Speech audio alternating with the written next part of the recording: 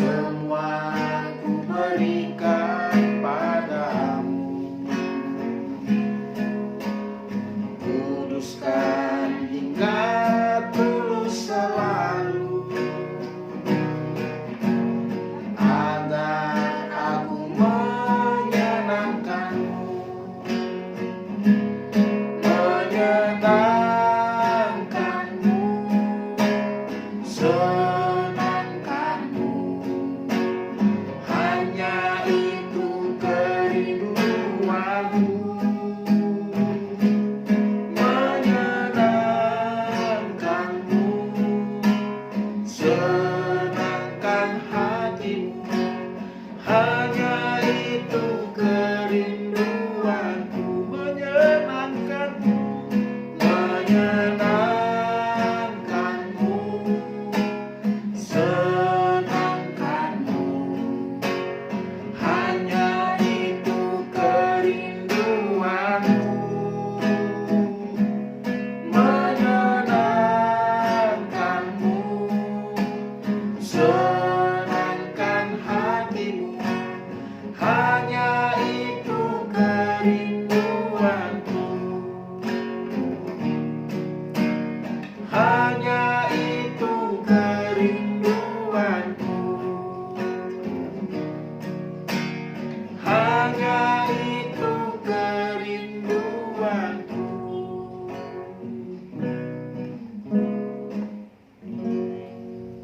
Benar Bapa, itulah kerinduan kami anak-anak-Mu yang beribadah pada hari ini. Kami mau menyenangkan hati-Mu seturut dengan perintah-Mu, yaitu melakukan segala firman-Mu. Biarlah kami boleh menjadi pelaku-pelaku firman, diberkati oleh kuasa di dalam nama Tuhan Yesus Kristus. Bapa, inilah kerinduan kami, menyenangkan hati Tuhan selama kami hidup di tengah-tengah dunia ini, supaya kami boleh memberitakan Injil, memuliakan nama-Mu, memenangkan jiwa-jiwa.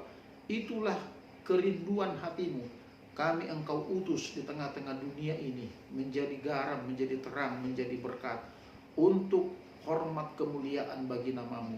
Di dalam nama Tuhan Yesus Kristus, Allah yang hidup, kami siap mendengar firman Tuhan. Haleluya. Semua kita yang percaya katakan Amin. Shalom.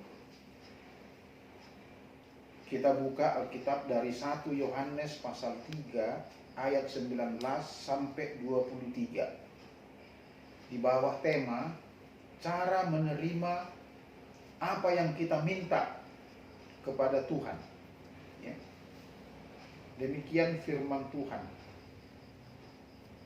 1 Yohanes 3 ayat 19. Demikianlah kita ketahui bahwa kita berasal dari kebenaran. Demikian pula kita boleh menenangkan hati kita di hadapan Allah. Sebab jika kita dituduh olehnya, Allah adalah lebih besar daripada hati kita, serta mengetahui segala sesuatu. Saudara-saudaraku yang kekasih, jikalau hati kita tidak menuduh kita, maka kita mempunyai keberanian percaya untuk mendekati Allah.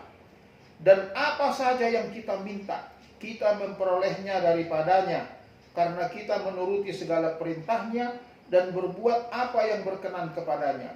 Dan inilah perintahnya itu, supaya kita percaya akan nama Yesus Kristus anaknya, dan supaya kita saling mengasihi sesuai dengan perintah yang diberikan Kristus kepada kita.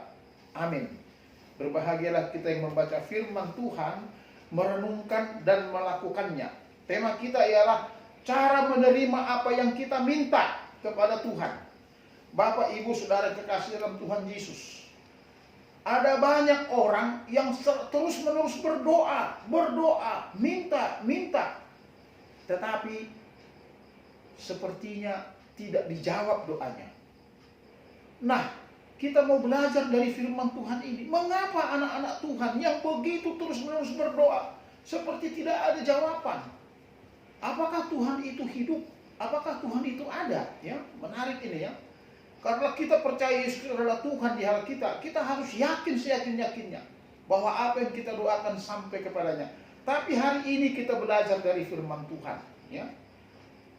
Dari apa yang kita baca tadi ada beberapa hal bagaimana cara kita menerima apa yang kita doakan, apa yang kita minta kepada Tuhan, ya.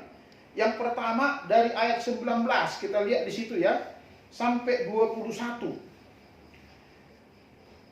Yaitu mengetahui bahwa kita semua yang menerima Yesus sebagai Tuhan dan Juru Selamat yang hidup, mengetahui kita berasal dari kebenaran. Itu yang pertama. Ya, saya bacakan. Demikianlah kita ketahui bahwa kita berasal dari kebenaran. Demikian pula kita boleh menenangkan hati kita di hadapan Allah.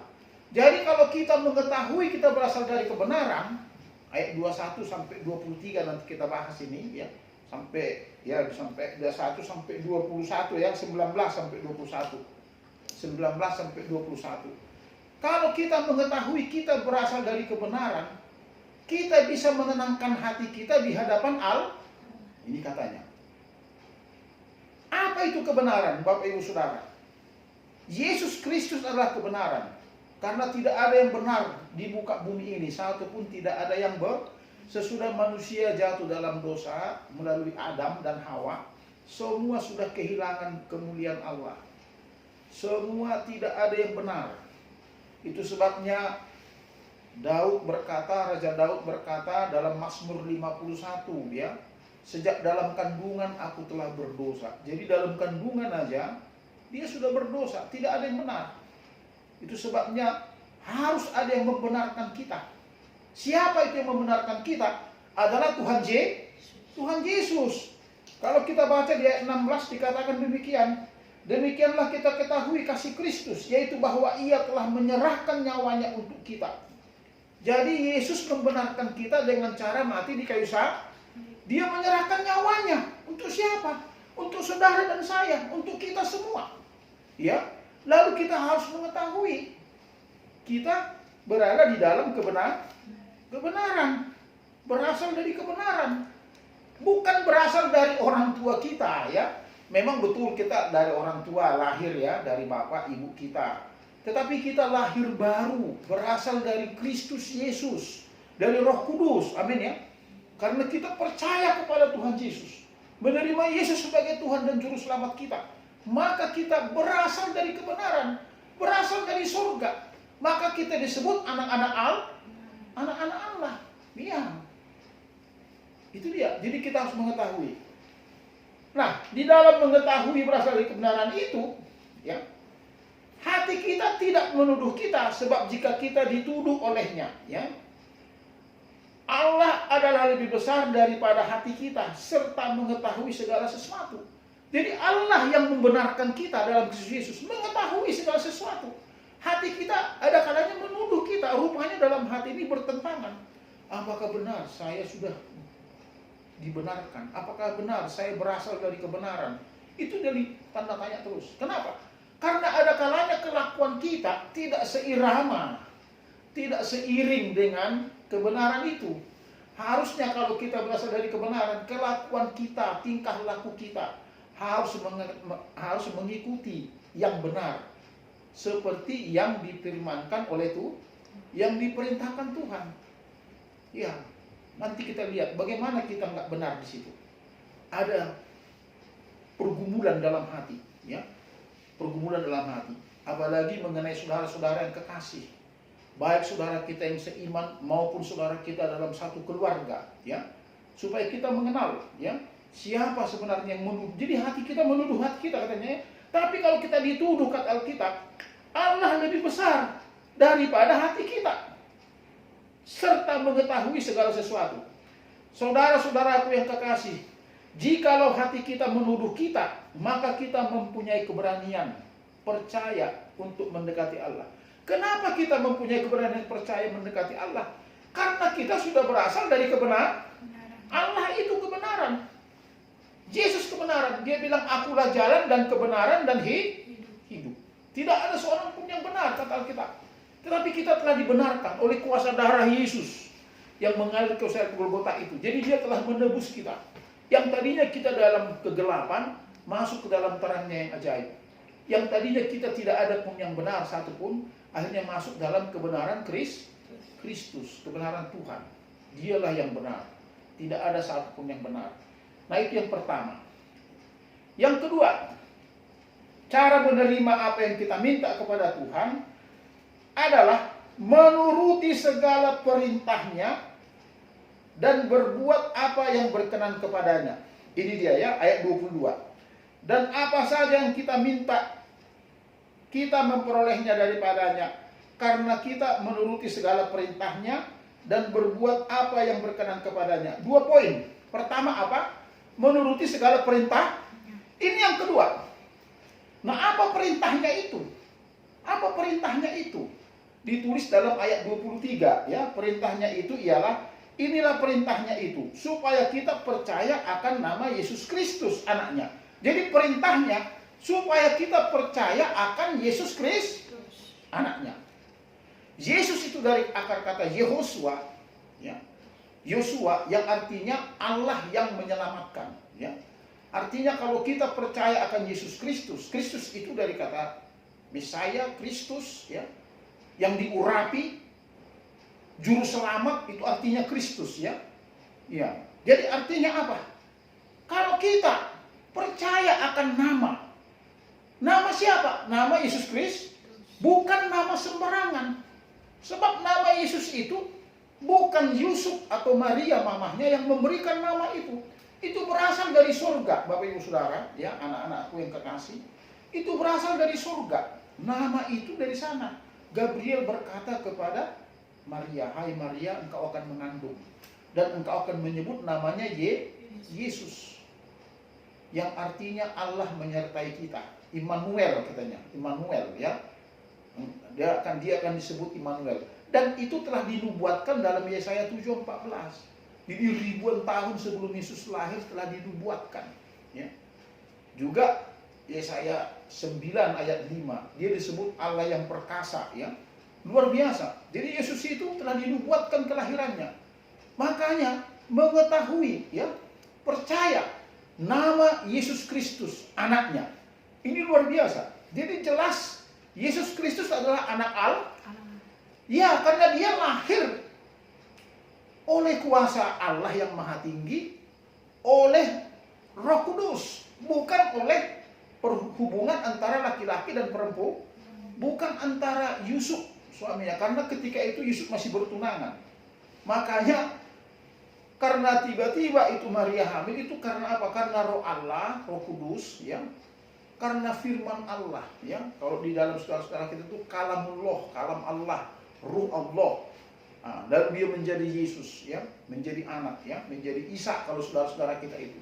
Tapi kita nggak bahas itu. Yang kita bahas adalah tentang Yesus Kristus anaknya. Itu sebabnya kalau orang bertanya kepada Yesus, "Yesus, siapakah ayahmu? Siapakah bapamu?" Pasti dia bilang ya karena dia nggak punya bapak dari manusia ya. Dia lahir dari kehendak Allah, kuasa Allah yang maha tinggi. Dan dia lahir oleh kuasa Roh Kudus ya. Jadi campur tangan itu ada makanya dia penuh dengan roh ya, Roh Kudus ya. Luar biasa ya. Karena dia memang Allah yang menjadi manusia. Dialah firman Allah ya. Yohanes 1 ayat 1, pada mulanya adalah firman. Firman itu bersama-sama dengan Allah. Firman itu adalah Allah. Ayat 14, firman itu telah menjadi manusia dan diam di antara kita. Makanya kita harus percaya akan nama Yesus Kristus. Itu dia. Itulah perintahnya. Percaya akan nama Yesus Kristus. Jadi nama di atas segala nama. Kalau dalam Filipi pasal 2 ayat 9. Itu sebabnya Allah memberi ngaruniakan kepada dia nama di atas segala nama. Kenapa? Karena ayat 5 sampai 8 itu Yesus Kristus mengosongkan dirinya ya. Tidak mempertahankan kesetaraan dengan Allah itu sebagai milik yang harus dipertahankan ya. Dia Allah mau menjadi manusia ya, merendahkan diri ya. Supaya apa? Taat kepada Bapa. Bukan hanya merendahkan diri, bukan hanya taat, tapi taat sampai mati di kayu salib. Untuk apa? Untuk menebus saudara dan saya. Untuk melakukan kehendak Bapaknya. Program dari Bapa. supaya kita diselamatkan dari api neraka masuk ke dalam surga. Makanya Allah memberikan dia nama di atas segala nama, supaya dalam nama Yesus bertekuk lutut segala yang ada di surga, ya, yang ada di atas bumi dan di bawah bumi, dan supaya semua lidah mengaku Yesus Kristus adalah Tuhan untuk kemuliaan Allah Bapa. Ini luar biasa. Jadi dia nama di atas segala nama di seluruh alam semesta ini sampai ke surga. Makanya ada orang bertanya begini, nama Allah itu siapa sih sebenarnya? Nama Bapaknya, ya. Dalam Yohanes 17 sangat jelas dikatakan, Bapa, aku telah memberitahukan namamu kepada mereka. Namamu yang kau berikan kepada aku di dalam dunia ini. Jadi nama Bapa itu adalah nama Yesus, Yehosua. Aku telah memberitahukan. Ya. Memang kalau dalam perjanjian lama dia Yahweh, ya. Tetapi sesudah perjanjian baru, kita sembah Yahweh itu di dalam nama Yesus. Semua terpusat kepada dia. Jadi dia nama di atas segala nama yang berkuasa di sorga dan di bumi. Itu dalam Matius 28 ayat 18. Kalau tadi Filipi 2 ayat 9 sampai 11. Nama di atas segala nama. The name of name, ya. Pokoknya di atas segala nama, gak ada nama yang lain. Bahkan Kisah Para Rasul 4:12, sebab di bawah kolong langit ini tidak ada nama lain yang diberikan kepada manusia yang olehnya kita dapat diselamatkan selain di dalam Dia. Jadi hanya di dalam nama Yesus manusia itu bisa selamat. Gak ada nama lain. Nama di atas segala nama. Ini luar biasa ini. Ya. Itu sebabnya Dia yang Maha Kuasa di dalam Wahyu 1 ayat 8 sangat jelas. Akulah Alfa dan Omega, yang ada, yang sudah ada, dan yang akan datang. Yang Maha Kuasa, the Almighty, Ho Pantokrator. Yang Maha Kuasa. Jadi Yesus itu Maha Kuasa. Nama Yesus Kristus Maha Kuasa. Jadi kita harus percaya akan nama itu dalam setiap hidupmu, siapapun kau. Kalau kau minta sesuatu, sebutkanlah dalam nama Yesus Kristus. Kalau perlu ditambahi, apa tambahannya Pak Pendeta? Orang Nazaret, ya. Karena dia berasal dari Nazaret, dan Alkitab menulis dalam nama Yesus Kristus orang Nazaret, aku minta, maka kita akan menerimanya, kata Alkitab. Jadi menuruti perintahnya. Terus apa lagi? Yang ketiga, ya. Yang ketiga, berbuat apa yang berkenan kepadanya, menyenangkan hati Tuhan. Maka kita lagu tadi, ku mau menyenangkanmu, ya. Berkenan kepadanya. Apa itu yang berkenan kepadanya? Yang ketiga ialah supaya kita saling mengasihi sesuai dengan apa perintah yang diberikan Kristus kepada kita. Jadi kita saling mengasihi, itulah yang berkenan kepadanya. Jangan saling cakar-cakaran, jangan saling sikut menyikut di antara gereja, denominasi gereja apapun. Hai gereja-gereja, kita adalah satu tubuh. Kristus adalah kepala. Gereja itu satu tubuh. Denominasi apapun engkau, jika engkau percaya Yesus Tuhan, maka engkau adalah tubuh Kristus. Kalau kau percaya kepada Tuhan Yesus Kristus, apapun, mau kau Katolik kah, mau Protestan, asal kau di dalam Tuhan Yesus Kristus, berpegang kepada Tuhan Yesus Kristus, maka gereja adalah tubuhnya, ya, baiknya. Dialah kepala, kita tubuhnya. Jadi kita harus saling mengasihi. Bahkan yang paling menarik, ajaran Tuhan Yesus sendiri berkata, Matius 5:44, kasihilah musuhmu dan berdoalah bagi mereka yang menganiaya kamu. Ini luar biasa. Seharusnya orang-orang Kristen, apalagi sesama satu jemaat, satu gereja, harus saling mengasihi. Mengasihi itu bukan hanya dengan perkataan, tapi dengan tindakan. Apalagi kita satu keluarga, ya, kakak beradik, ini luar biasa ini, ya. Dari satu perut yang sama, lahir dari satu perut yang sama, tetapi tidak ada saling mengasihi. Waduh, sebenarnya Tuhan lagi sedih melihat dari surga. Maka itulah doa-doa kita sering tidak dijawab Tuhan. kalau kita nggak saling mengasihi, kalau tidak saling mengampuni, ya. Musuh aja kata Tuhan diampuni, apalagi kita serumah, satu kakak beradik, bersaudara, ya. Tuhan Yesus rindu ada pemulihan, rindu. Demikian juga di dalam jemaat, harus saling mengasihi. Supaya apa? Apa yang kita minta, apa yang kita doakan, kita menerimanya. Ini luar biasa. Bagaimana caranya Pak Pendeta? Kalau kita selama ini tidak mengasihi, kita berkata kepada Tuhan, Tuhan, ampuni kami. Kalau kami selama ini belum mengasihi saudara-saudara kami, baik saudara seiman, juga tetangga-tetangga, apalagi saudara dalam keluarga, kakak beradik, ya, juga orang tua dengan anak-anak, dengan mertua, dengan orang lain aja yang tidak percaya Tuhan, kita harus mengasihi mereka. Bahkan yang memusuhi kita, apalagi kalau saudara seiman atau keluarga, itu bukan musuh, ya. Maka Alkitab menulis, barang siapa tidak mengasihi saudaranya, 1 Yohanes 3:15, sama dengan pembunuh. Maka perintah Tuhan sangat jelas. Kamu tahu, pembunuh tidak ada yang masuk surga katanya. Jadi mulai hari ini, coba kita renungkan firman Tuhan ini dimanapun kamu berada, yang mendengar firman Tuhan malam ini. Kalau ada saudaramu yang selama ini kau benci, kasihilah saudaramu, ya. Jangan sampai Tuhan tidak berkenan kepada kita. Kita tidak tahu kapan kita dipanggil Tuhan, Bapak Ibu Saudara. Karena waktunya kita tidak tahu, waktu Tuhan, ya. Nah, mulai malam ini, siapapun kau, terutama keluargaku, istriku, anak-anakku, saudara-saudaraku, mari kita saling mengasihi, ya. Mari kita percaya dalam nama Tuhan Yesus Kristus, Anak Allah yang hidup, ya, orang Nazaret itu. Lalu kita saling mengasihi, lupakan masa lalu, ya, yang tidak ada berguna. Dunia ini dengan segala isinya akan kita tinggalkan. Tidak ada satupun yang kita bawa di dunia ini. Oleh sebab itu, jangan keraskan hatimu. Dengarlah firman Tuhan hari ini. Jadi kalau kita mau menerima apa yang kita minta kepada Tuhan, hanya 3 poin tadi yang kita sudah renungkan. Pertama, kita mengetahui berasal dari kebenaran, dari Tuhan Yesus.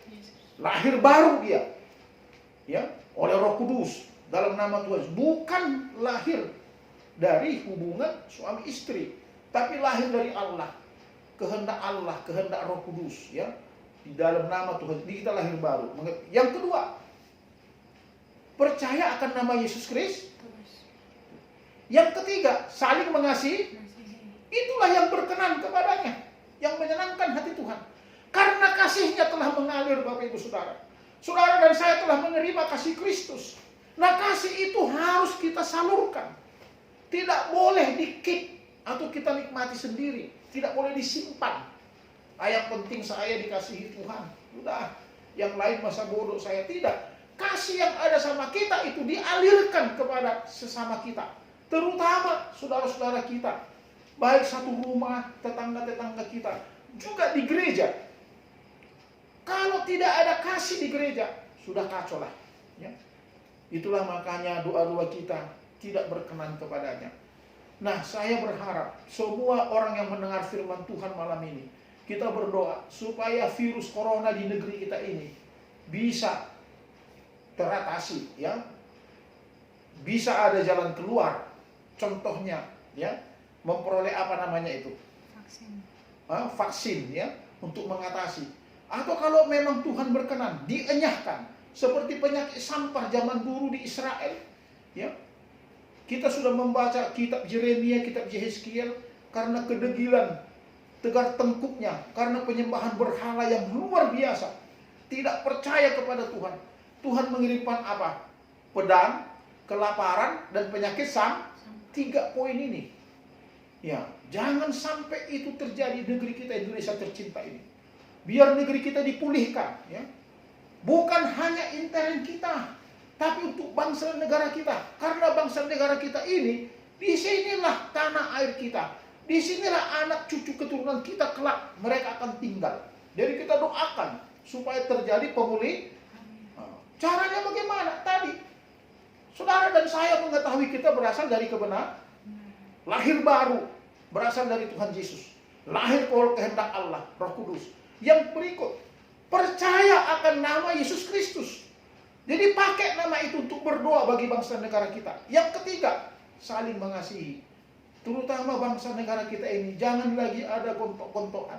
Kita mengasihi, ya.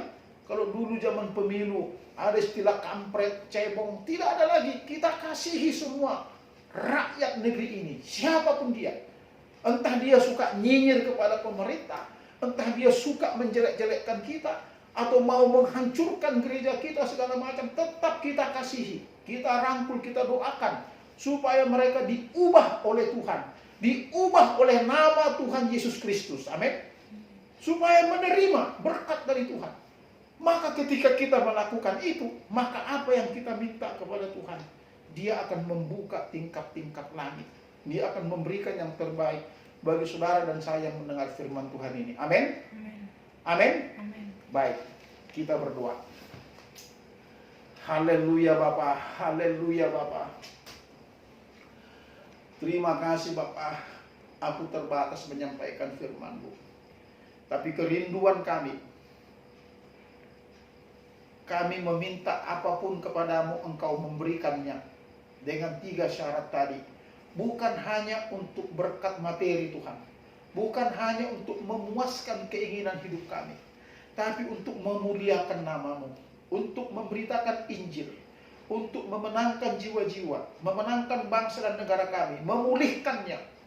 Kami berdoa dalam nama Tuhan Yesus Kristus, Anak Allah yang hidup, orang Nazaret, nama yang berkuasa di sorga dan di bumi, nama yang maha kuasa. Ya. Aku berdoa Tuhan,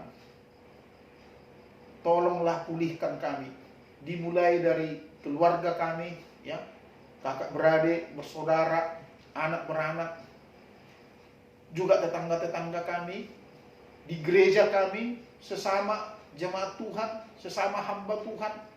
Tidak ada lagi persaingan antar gereja atau denominasi Tuhan.